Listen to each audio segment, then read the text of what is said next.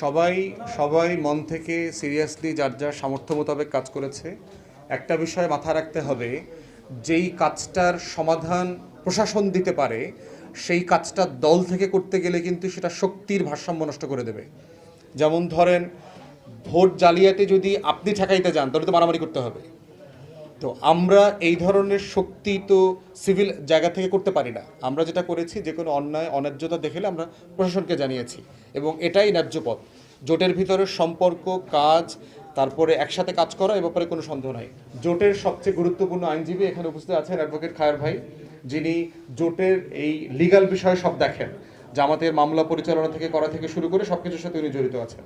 So আর যেহেতু প্রার্থী হিসাবে আমার রেসপন্সিবিলিটি, আমার এগুলো করতে হবে, এই জন্য আমি আজকে এই ব্রিফিং ডেকেছি।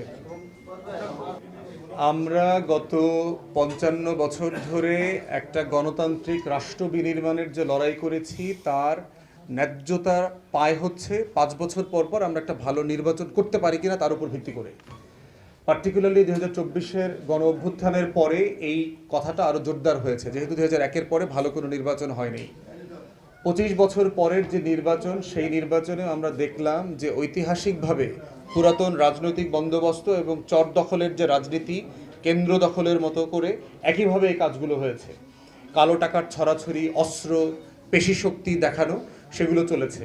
তো আমরা বোধ করছি নির্বাচন কমিশন, অন্তর্বর্তীকালীন সরকার সিরিয়াসলি তাদের ব্যর্থতাকে রিভিউ করবেন।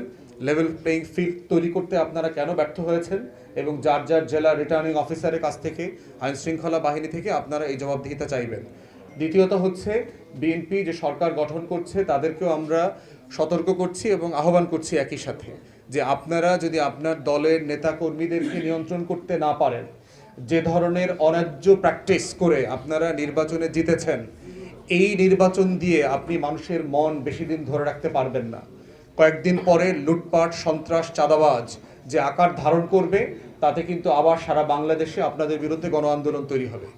অতএব সেই জায়গাতে আপনাদের সুশাসন, দুর্নীতি, চাঁদাবাজ, সন্ত্রাস বিরোধী রাষ্ট্র গঠনের যে অঙ্গীকার আপনারা ৩১ দফায় করেছেন, সেইটা আমরা কাগজ কলমে না, আমরা প্র্যাকটিক্যালি গ্রামে গঞ্জে, পাড়ায়, মহল্লায় দেখতে চাই। আইন শৃঙ্খলা বাহিনীকে অ্যাক্টিভ করা, সক্রিয় করে জনগণের ন্যায্য ভীতি দূর করার এবং বিচার পাওয়ার অধিকারকে নিশ্চিত করবার জন্য যা যা করণীয় সেটা আপনারা করবেন। তা না হলে আমাদের আপনাদের সরকারের সমালোচনা করা, জনগণকে নিয়ে জনমত তৈরি করা এবং রাজপথে সক্রিয় থাকার যে লড়াই, সেই লড়াই অব্যাহত থাকবে।